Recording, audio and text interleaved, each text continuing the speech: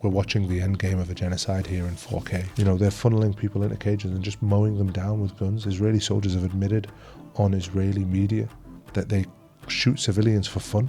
They kill them for fun while they're queuing up for food. And I just remembered, like, if I was going to die, bagging and masking someone or managing their airway to another hospital, it's a good way to go out. It's a good way to go out. And do you know what's crazy? Is I'm just a doctor. You know, doctors and healthcare workers in Gaza make up 0.7% of the population, right? But they make up 8% of the dead. For me, I don't care if they call the hospital Benjamin Netanyahu's pediatric hospital. I don't care who gets to cut the ribbon. I don't care if it's Donald Trump. I don't care if it's Joe Biden. I don't care. I just want these kids to stop dying. Look, if there is not a international effort, we're going to lose a whole generation of kids. Before we begin, we notice only about 20% of you are subscribed to the podcast. So if you like what you're listening to and you want to hear more from us, then please consider subscribing, liking, sharing, or leaving us a comment or a review wherever you are listening to this, because it really does help people to find us. Thank you, and back to the show. Today's episode is a slight departure from our usual content on money and finances, but the reason couldn't be more important. My guest today is Dr. Mohammed Mustafa, a British-Australian-Palestinian doctor who has recently returned from Gaza after witnessing what he has described as apocalyptic scenes. We'll be diving into what he saw, how he's dealt with it, and crucially, what solutions really exist that could help civilians on the ground today. As always, I'm your host, Areeb Siddiqui, and this is Muslim Money Talk. Dr. Mohammed, assalamu alaikum, and welcome to the show. Wa alaikum assalam. Thank you so much for having me. No, thank you for coming on. I mean, You've been on some massive shows recently. I feel like I don't really know where you're finding the time to be doing all of this. But I don't sleep very often. Alhamdulillah. So you were from the UK. I think you spent most of your childhood here in the UK. But right now you're living in Australia. So this is a bit of a flying visit for you. Yeah. So I mean, it's a bit of a flying visit. I've been here for a few weeks now, but I was born in Mecca. SubhanAllah, wow. And then when I was 4 years old, I moved to the UK, and I grew up in the UK. Okay. I grew up in I grew up mainly moving around in the northeast, but I grew up in Middlesbrough. Okay. And then I went to university in Liverpool. And then from there, I worked in Glasgow in Scotland for a couple of years. And then I moved to Australia, where I've been working and living there for the last 8 years. Real mixed match of accents. Yeah. I guess. Yeah, it is. I don't even know what it is anymore. Pretty neutral. Before we get into it, I'd love to know, because I see on your social handles, you're often described as the beast from the Middle East. Yeah. Where did you pick up that nickname? I mean, look, I had a lot of nicknames back in the day. But, I used to play professional rugby. I was always quite athletic and sporty. And one of the things was when you give me the ball in rugby, I used to run and I used to just knock people over. Were you prop? Yeah, I was a prop, yeah. Okay. So that was my thing. I was just pretty much like a bulldozer. So I got nicknamed from that, the beast from the Middle East. And then I made that, because this is back in the day at university. Instagram came out. People started using it a lot when I was in my third year at uni. Okay. That's when I got Instagram, and I just made the handle the beast from the Middle East, and it just stuck. And then when I was in Gaza, it was the beast from the Middle East, and things started to go viral when I was in Gaza. And when things started to go viral, I was like, oh my God, how are people going to take me seriously? I'm a doctor called the beast from the Middle East and thingy, but I actually think, like, subhanAllah, it's all worked out for the best, because everybody now is like, oh yeah, that's the beast. It's a very memorable handle. It's a memorable handle, but that was my nickname back when I played rugby. That was what, and obviously as you can tell, I'm quite a big guy, so you know what I mean. It fits. I think we've given you the widest frame that we have had for a guest so far. So alhamdulillah. So I think that's good. I don't know how you'll take this, but would you describe yourself as a refugee? I'm a man of the world, I would say, right now. Yeah. I've born in Mecca. My father was born in Gaza. My mum born in Jordan. Palestinian refugees, both of them. I'm a refugee. Moved over to the UK. Moved around a lot in the UK, but primarily was in Middlesbrough. Then went to uni in Liverpool. then lived in Glasgow, then moved to Australia. And in Australia, I've moved all around Australia.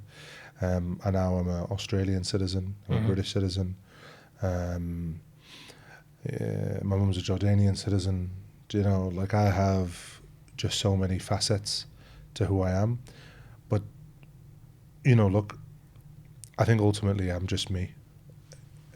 Labels and, you know, where I'm from and things like that, it doesn't really matter too much to me. You know, I am from Gaza. I'm a Gazawi. You know, I'm Palestinian. I'm very proud of where I'm from. But, you know, I like to see myself as, you know, I'm a Palestinian, but I love Greggs. Do you know what I mean? I love Tim Tams, which is the little biscuits that you get. It's like the Australian version of a penguin. Yeah, pretty much. Oh, it's a lot tastier. But, you know, like, I'm just, you know, all of them are part of my identity. You know, I am a refugee when it boils down to it. I was a refugee. But, you know, I've grown up in the UK. Some of my best friends are British, white British people. I have friends of all different backgrounds and all different faiths. My religion is very important to me. I pray my 5 prayers a day. I fast. I do all of those things. So, you know, I think, you know, there's like this box that we all try to put ourselves into, but I don't think really I fit into any boxes. I'm just me. Which I think is why you do so well on media, because I think a lot of people can relate to you because you've picked up all of these different experiences. And I think it's also credit to your parents and your father, because I'm British Pakistani, but I don't feel like I have that much of a tie to my home country. Whereas with you, and I notice with a lot of people from Palestine, especially Gaza, wherever they've been through in the world, they could be 2nd, 3rd, 4th generation. They never seem to lose that bond with their home, with their motherland. Do you think that's why you became a doctor, to emulate what your father did? He was a doctor himself, right? Yeah, there's multiple reasons. One, obviously, there's the whole Asian thing of you got to be a doctor. You know what I mean? You guys have that as well? Yeah, oh, mate. You know, you're either a doctor, an engineer, or a disgrace. Those are the 3. I think lawyer falls in there. You know, even that is a bit shaky grounds. But you know, look, there was obviously a bit of pressure to be you know, highly educated in the household. But I was also playing sports at the same time, so I had focus on multiple different areas. But you know, ultimately, at the end of the day, it was. Being a doctor isn't a job. It's not a career. For me, it's a vocation. Like, this is an amanah from Allah. This is a trust. You have people's lives in your hands.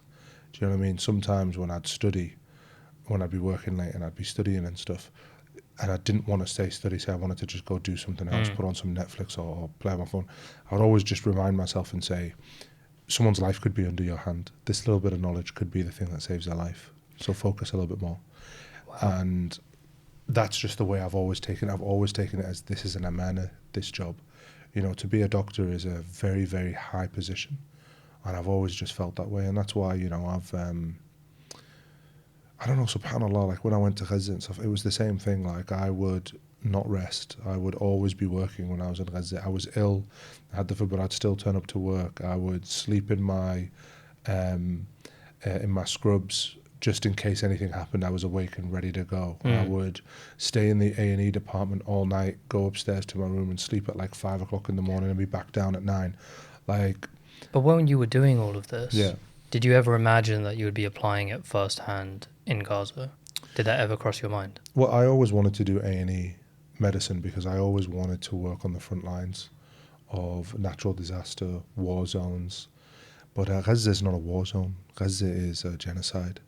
You know, I remember talking to an American doctor there, and, you know, we said, this is like if you were a doctor in Auschwitz. Like, this is like a doctor if you were in the Warsaw Ghetto.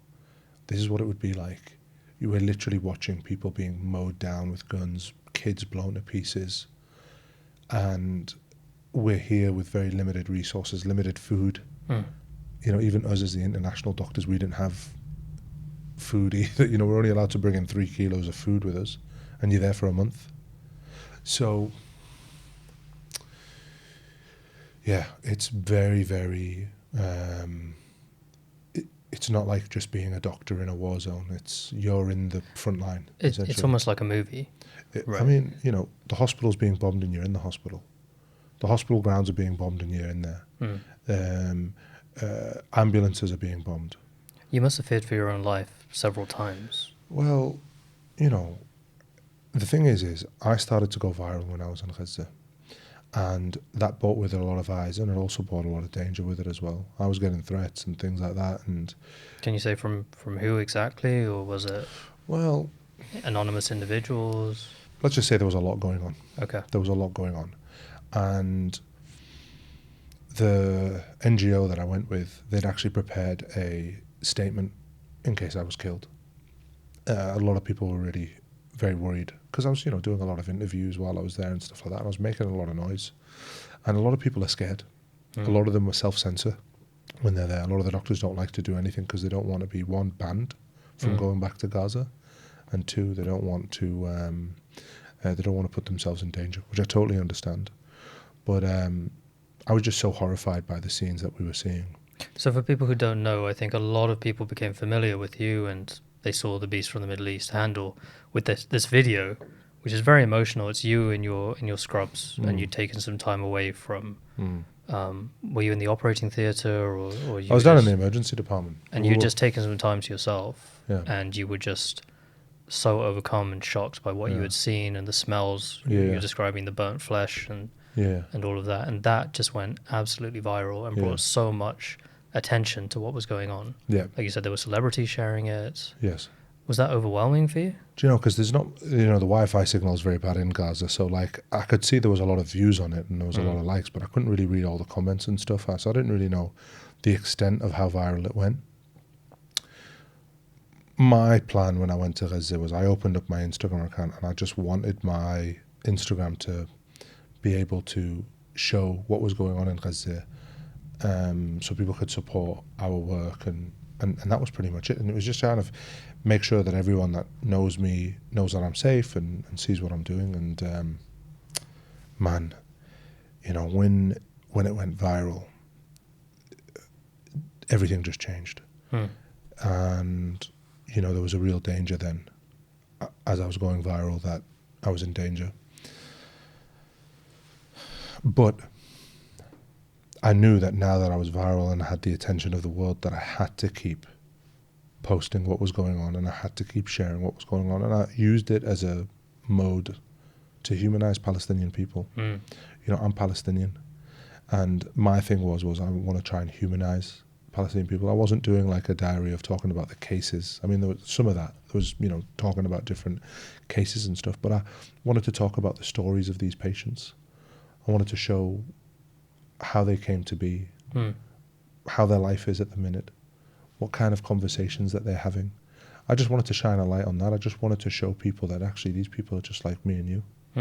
And that's really what I was trying to push, and there seemed to be an appetite for that worldwide. Absolutely. And that's why I think it just gained the traction that it did. Especially because no international journalists are allowed in. Yeah. So people like you're our only window. Yeah, it's to a what's dual going role. on. Yeah. And, I've got an English accent, I'm well spoken, and I felt it was important that I at least be the voice of the voiceless there in Gaza. And I think that's probably just as important as any medical work that you do over there. How did your mother and father react when you told them, listen, I'm going into Gaza? Do you know, the first time when I went into Gaza last year was June. In May, that's when they closed the Rafah border, and there was like nothing that went in and out for like 4 weeks.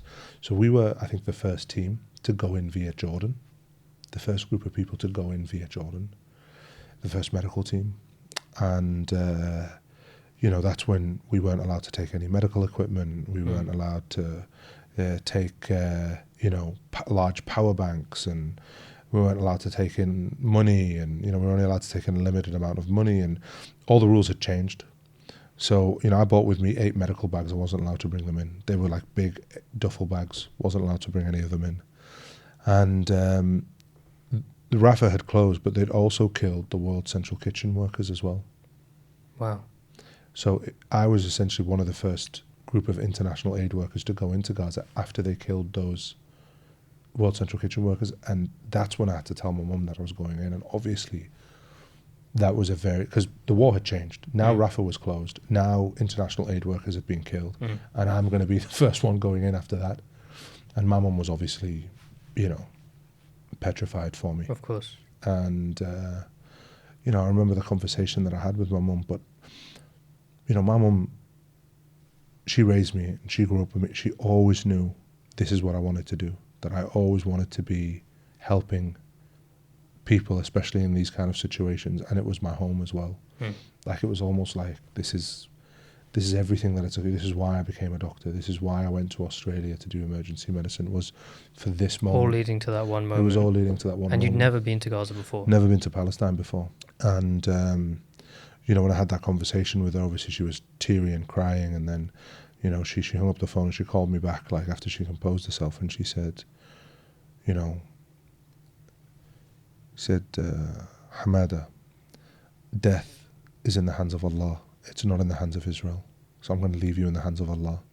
But she said to me, just make sure your intention is pure when you go. And, every day I always think about my intention, like everything that I'm doing, am I doing with it? It's hard when you have all these interviews and there's a lot of media spotlight on me and things like that. And a lot of people praise me and, call me a hero and stuff like that. Like, all of that makes me scared because I'm not doing it for any kind of praise. I'm doing this because something needs to be done. We need to help these people. That's the only reason why I switched on that camera and was recording what was going on. It wasn't about me. It was about trying to help. It was trying to raise awareness. But subhanAllah, Allah works in mysterious ways. And I feel like He's almost now put me in this position now where, He's using my voice. I'm used as a voice for these people. And the irony is that I'm a Ghazawi refugee. Who else to raise the voice of those people in Gaza but somebody from them, somebody who is from their home. His own family was displaced. Family's displaced from Gaza as well. I've got family in Gaza right now. I've got aunties, uncles, cousins. I remember you mentioning you met some of these people for the first time in the hospitals. Do you know, subhanAllah, I remember there was this, I got a message from my mum and she was saying that there's a girl on the ward. She's one of your relatives. Please, can you go see her? So I went up to the ward and it was a young girl. She was only about 8 years old, but she'd been having seizures and she was like slipping in and out of consciousness. And I went up to go see her and, by then her temperature had come down. The worry was that she had meningitis. And, when I turned around after I'd examined her and stuff and, neurologically she was okay.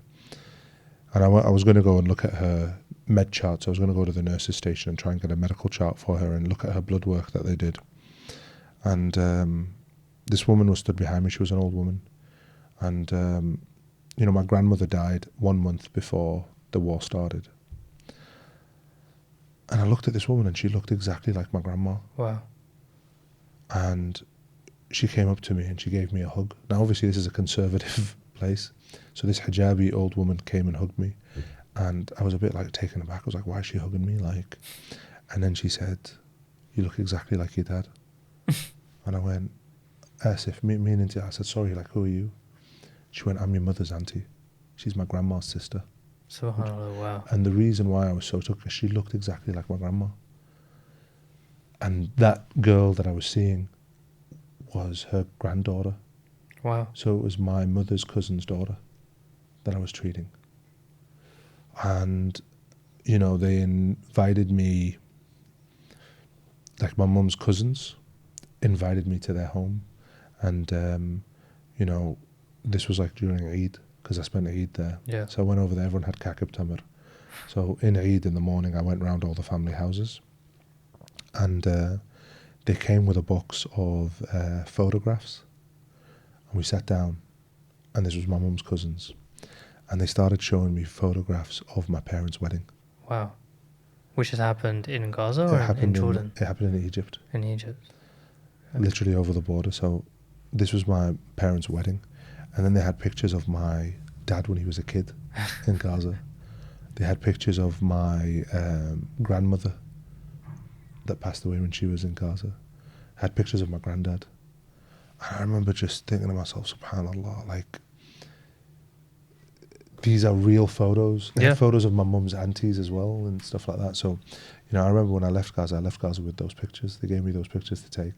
And I remember surprising my mum and showing her that photograph. It's like a 40-year-old photo. She must have thought she's never seeing that ever again. Subhanallah. Wow. But that's what I mean about like how, And then look, I've got family members who are doctors in Gaza, who work as doctors in Gaza. I've got family members who are the paramedics in Gaza, family members who are nurses in Gaza. 1,400, over 1,400 Palestinian medical professionals have been killed since the start of this conflict, and that doesn't even include the international aid workers, the journalists during that conflict. How often are you thinking about that? How often do you feel like death is like seconds away from you when you're working? You said the hospital was bombed whilst you were there. I mean, look, it depends on your appetite for risk. I was getting in the back of ambulances to transport patients from hospital to hospitals without, approval by the UN or things like that. But these patients needed somebody because there was no ventilators, these patients needed someone to manage their airway as they were being transported from place to place. So my appetite for risk was quite high compared to other people. There were some doctors that wouldn't even leave the hospital grounds, even to go to the market just outside to buy water or things like that. So it really depends on you as a doctor. And that's why my mum was so worried, because she knew that I would probably take a lot of risks while I was there, and I did.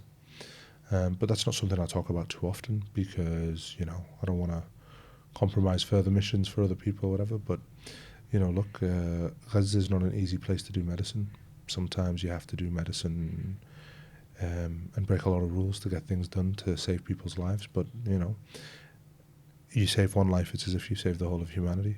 And I just remembered, if I was going to die, bagging and masking someone or managing their airway to another hospital, it's a good way to go out. It's a good way to go out.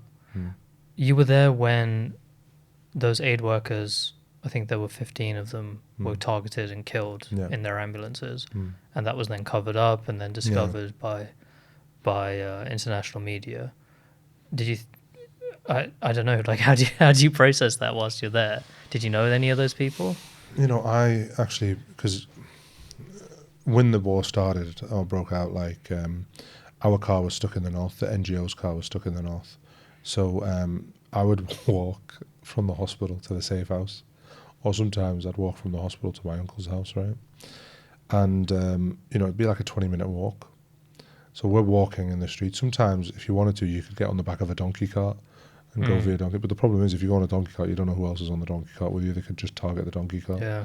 So I would always walk. It'd be the safest thing is just to walk. Obviously, look, they could bomb the street that I'm in, and shrapnel could, whatever, but just a risk that you have to take. But I would walk every day to and from, work in the safe house.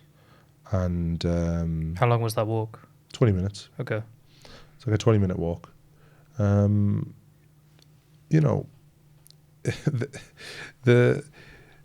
There were times where, the street that I was in would be bombed. Literally, 100, 200 meters away, there'd be a missile strike. But, that's life in Gaza. If you start panicking over a missile strike that's a few hundred meters away, you are going to panic a lot in Gaza because they're going off all the time and there's drones overhead all the time. But, it's not because I'm lack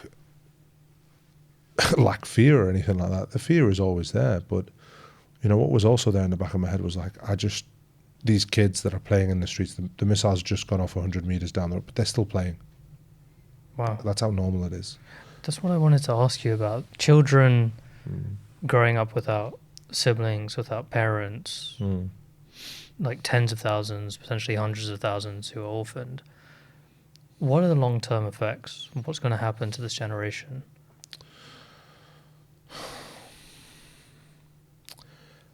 Look, if there is not a international effort, we're going to lose a whole generation of kids.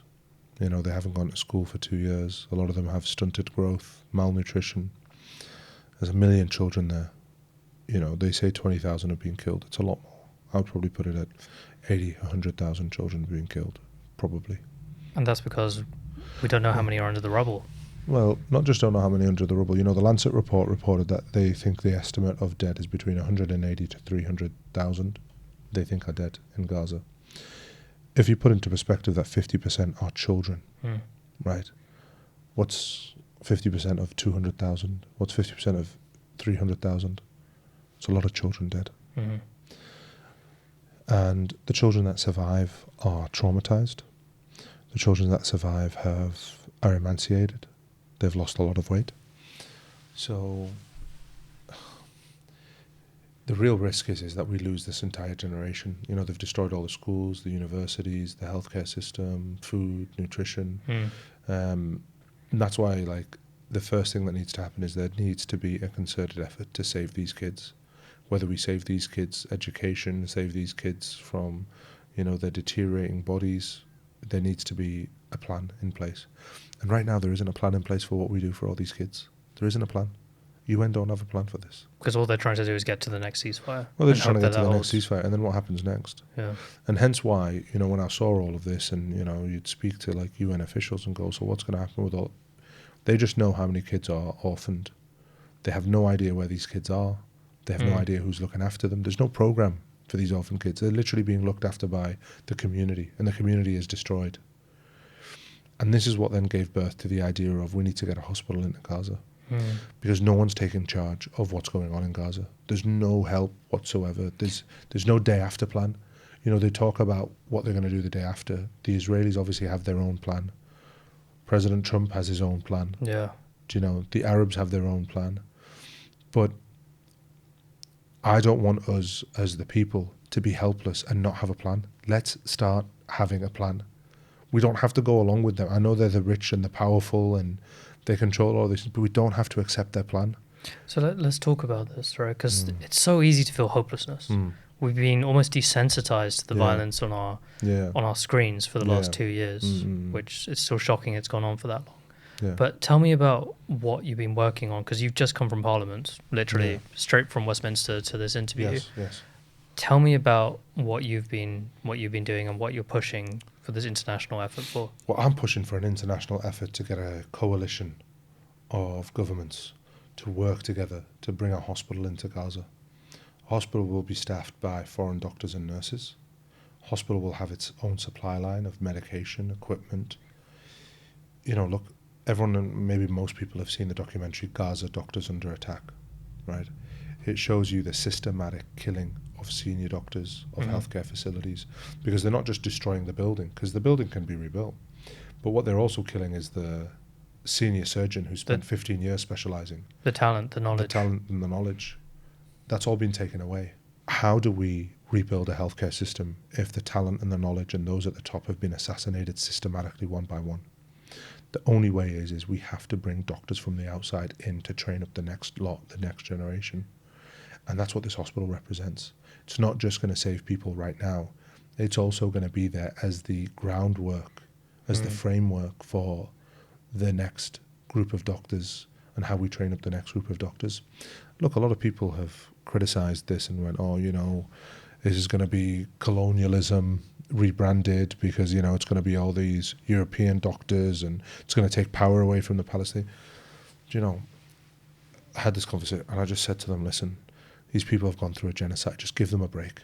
They don't need to rebuild their healthcare system. They need to rebuild their lives, their homes, their families. They need a break. Let us just temporarily provide a service. So tell me about how you're doing this, because I think you described it as almost like a hospital on wheels. So each of these units can be driven in across the border. Yes. And it will have its own everything, like its own ward, its own operating theatre, phlebotomy, all of that in one go. Yeah. So, you know, look, these are medical caravans. These are reassembled and they're made into wards, intensive care units, pharmacies, pathology labs, doctors' quarters, kitchen, areas for immunization clinics, outpatient clinics. And for context, is there still a hospital standing or that hasn't been bombed in Gaza Well, today? pretty much every single hospital is damaged in Gaza and most of them no longer work. Most of them are completely destroyed. So what we're doing is we're bringing in an infrastructure that's built outside and brought into Gaza. So it is a functioning hospital, air-conditioned, state-of-the-art equipment. Wow. and self-powered, solar panel powered. So, there's going to be a problem with electricity for a while in Gaza. Yeah. So this is all solar panel powered. Incredible. How has this been funded? So the first hospital is already built and ready to go. Wow. And it is a maternity and neonatal hospital which we're trying to negotiate to get in right now. So that'll be the first hospital. And once we get that one in, the next is everyone rallies round and we get this pediatric hospital in. Look, I've been trying to work through different foundations to try and get this hospital in. It's always the same problem. Well, you don't have access. So why are we going to pay for something that there's no guarantee that one, it won't get in, and two, it won't get bombed? And I hear them and I understand them. But at the same time, the reason why they're being bombed and they're not allowing access in is because they don't want these hospitals in. But if we just say, well, they're going to do it anyway, so that there's no point in trying, then they win. That's exactly what they want. Yeah. So it's a bit of it's a circular question, I almost feel, because bringing the hospital in is what stops the bombing of the hospital, because this hospital is no longer got a Palestine flag on it or a UN flag on it. It's got a British, Australian, New Zealand. So you bomb that, you're bombing the British. Yeah. You're bombing the Australians. You're bombing what's meant to be your allies. And how are the politicians reacting and receiving this? Can you say anything? Is I it think, too early? look, I think there's a lot of closed door solidarity, but we don't need closed door solidarity. I mean, we're watching the end game of a genocide here in 4K. What we need statements to come out, and we need people to say, listen, we have multi-billion-dollar trade agreement with yous. We're getting in our hospital. This is coming in. Do there is some leverage that we have. And look, I can't criticize governments too much because I have to work with them to get this hospital in. So I'm not the one to shout at them. Look, what I've got to say is I've got to believe that these people in government are human beings as well. They're watching the same images that we're watching, and they are moved by what they're seeing. There are things that are happening in the background that maybe I don't understand, as you don't understand, that make it difficult for people to react or to do anything. But just because there are things going on in the background that make it difficult for them to act doesn't mean that we stop trying. And that's all I'm trying to do. I'm just trying to come up with a solution. And do you know what's crazy? Is I'm just a doctor. Do you know what I mean? I'm not an NGO, I'm not the UN, I'm not a government, I'm not a politician. But somehow I'm managing to meet all of these politicians and present to them this idea. And they haven't had this. And which is what makes me believe that actually there's a gap here. There's a huge gap here. There's a gap for the people to rise up and do something. What about all the teachers? Why don't they come up with a plan of how we teach the children in Gaza? For sure. Why don't the engineers come up with a plan of how we build the roads back in Gaza? Why don't the fishermen come up with a plan of how we, redo the fishing industry in Gaza? Everybody can have a role. Everybody can do something. Because what I realized was that actually there aren't actually people are just worried about getting a ceasefire. No one's thinking about the day after. Obviously, I want a ceasefire. Obviously, I would love that. But there are a lot of people working on the ceasefire. There's not a lot of people working on how do we reverse the damage that's been caused to the healthcare system, the assassinations of these doctors. How do we do it? Doctors and healthcare workers in Gaza make up 0.7% of the population, right? But they make up 8% of the dead. Wow. So it's a clear targeting. Statistically, it'd be impossible that they're not being targeted. They're being killed 10 times at the rate that they are in society, 10 times the rate. You can't say anything other than targeting. I'm hopeful. I think recently we saw the UK, Australia, Canada, Norway, and I think it was New Zealand, who all came together to apply sanctions on two very senior ministers within the Israeli government, Ben-Gvir and Smotrich, Security and Finance Minister. So clearly it's it's starting to get to a point where they're like, this is enough. We need to figure something out. And all you're asking to do is to move your mobile caravan units, which they're in Jordan right now, are they? Through and into Gaza. Do you worry that they may just get bombed anyway? Listen, man, if they get bombed, they get bombed. They killed aid workers because they were feeding children because they didn't want children to be fed. They bombed hospitals because they don't want people to be treated at hospitals. Listen, that can't be the reason we stop. That can't be the reason that we say we don't do it. That's what they want. They want you to have these questions and be like, well, there's no point because they're going to get bombed. What we're saying is they're going to do a war crime. All right, let them do another war crime. Let's build the ICJ case. Let's bring in a hospital. They bomb it. Let's bring in another one. Let's bring in 100 hospitals. The difference is they're committing a war crime on their allies at this point. Exactly. That's where it changes. And that's what I'm trying to do. I'm just trying to change how we package these hospitals. Yeah. And look, you might not agree with me. You might think that I've got the wrong idea. You might think that I'm the wrong person to lead this. You might think there are other people that are better suited than me. There might be a lot of things. You might not even like me, right? Yeah. But one thing that you cannot deny is at least I'm trying to come up with a solution. Absolutely. And there are other people that are not willing to do that.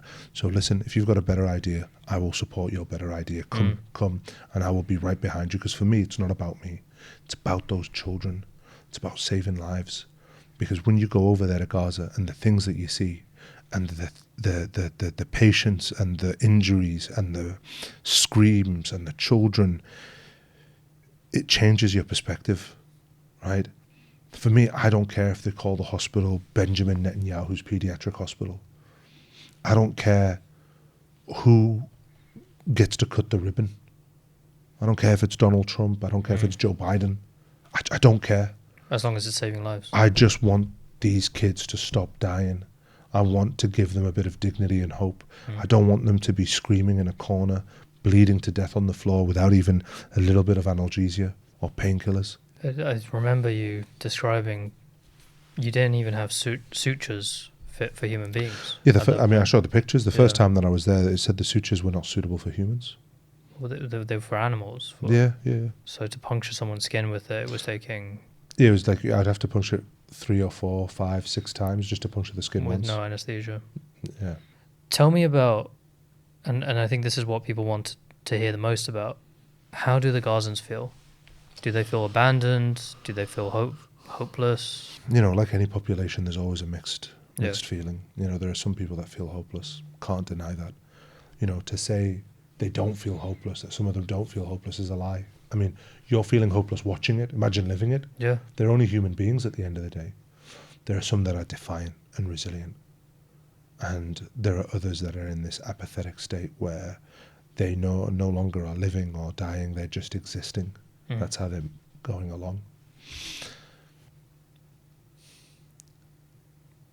I think they have a right to feel however they want to feel.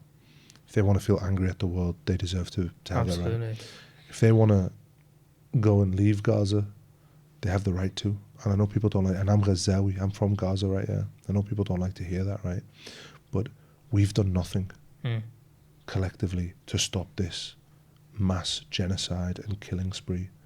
Everything's been destroyed in Gaza. Would you go live in Gaza now with it being completely destroyed?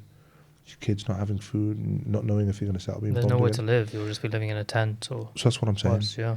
But what I'm saying is I don't want that to be the case where everyone leaves Gaza. So I want to start bringing in infrastructure into Gaza, starting with healthcare. And then after that, we can get all these other things in. So we don't have loads of people wanting to leave Gaza, you know. And I know people do not want to leave Gaza. They don't want to. They would only leave Gaza if they are forced to or they have to because they have no other option. And that's what's happening right now. There's no other... I mean, you know, everyone's having a look at the Gaza Humanitarian Foundation. You know, they're funneling people into cages and just mowing them down with guns. Israeli soldiers have admitted on Israeli media that they shoot civilians for fun. They kill them for fun while they're queuing up for food. You wouldn't accept this for yourself or for your kids. So don't accept it for the Gazans. And unless you're willing to make a change or do something to help them, then you don't have an opinion about what Gazans feel or if they want to leave or they don't want to leave.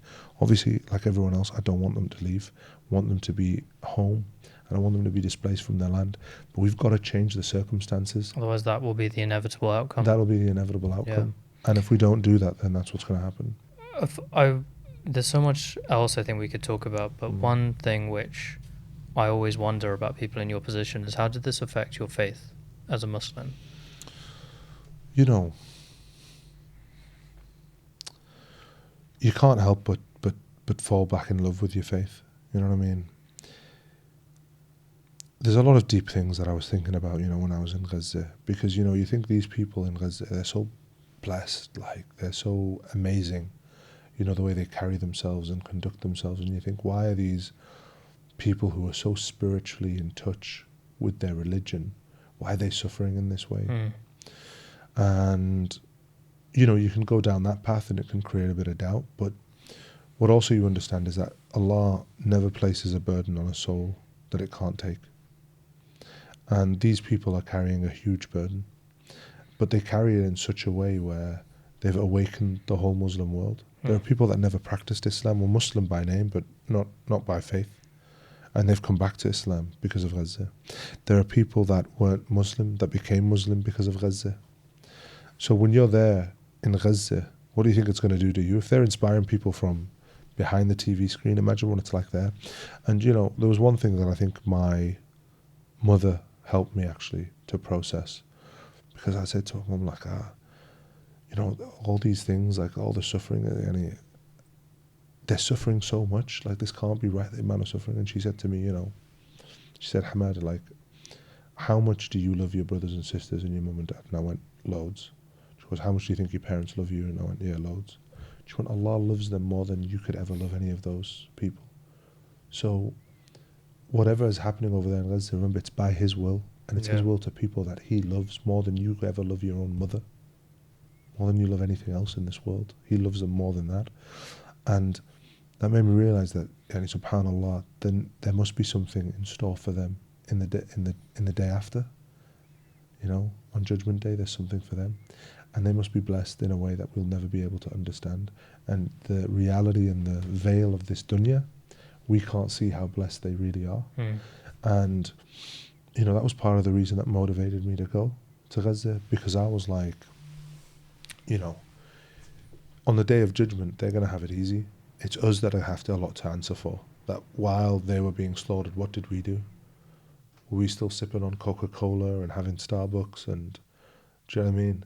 What did we do? And I just didn't want there to be a scenario where I would have to face Allah and say, well, I just, I shared a few posts on social media. That was as far as it went with me.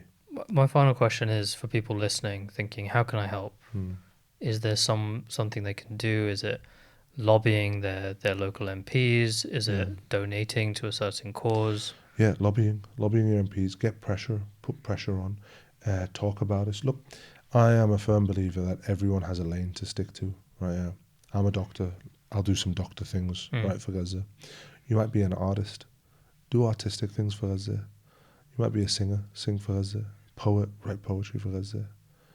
If you're really good at making angry letters, write angry letters to your MPs. Go for it. You know what I mean? If you're good at complaining, complain. Yeah. But everyone's got a role to play. Everyone's got something to do. If you're a teacher, organise with other teachers. Maybe even write up a syllabus. There's no syllabus that's been written up of how do we get everyone to catch up for 2 years worth of work. Let me find a teacher that's like got a plan of how we can, a teaching plan of how we can get these kids back up to speed in 18 months. You know what I mean? Something. But everybody has a role to play. And look, even if you come up with a whole curriculum, say, of how you do this in 18 months, right, and it doesn't get used or whatever, then it could be a guide or motivation for other people to do something. Yeah. And it's for your own mental state of well-being, where you say, I did something, I came up with a plan. Yeah, it didn't want to use, but I tried. I did something. And it applies more pressure. It brings eyes. If you're there and you're advertising that you've got a comprehensive teaching plan that's going to make the kids, catch up to speed, it's going to get other people to go, all right, let's have a look at it. Maybe we can improve it. Maybe we can help. Maybe we can sponsor this. Do you know what I mean? But it's a people's, the Palestine movement has always been a people's movement. It's never been a government movement. And that's essentially what this hospital is all. It's just it's a people's hospital. It's for the people, by the people, from the people. That's what it is. That's why I'm not asking for governments to give money or whatever. We're going to raise all the money from donations and from whatnot. But what we need people to get governments on side so they can support this hospital. So they can just let it through. Exactly. Dr. Mohammed, thank you so much for joining us. Thank you so much for having me. May Allah protect you and your family and continue you on this mission. Thank you so much. I appreciate it. Assalamu alaikum. Wa alaikum assalam. Thank you for listening to the Muslim Money Talk podcast. If you like what you heard, then please subscribe to Muslim Money Talk wherever you might have been listening to this. Give us a like and share it with someone who you think might be interested. It really, really helps us out. Thank you. Assalamu alaikum, and see you next time.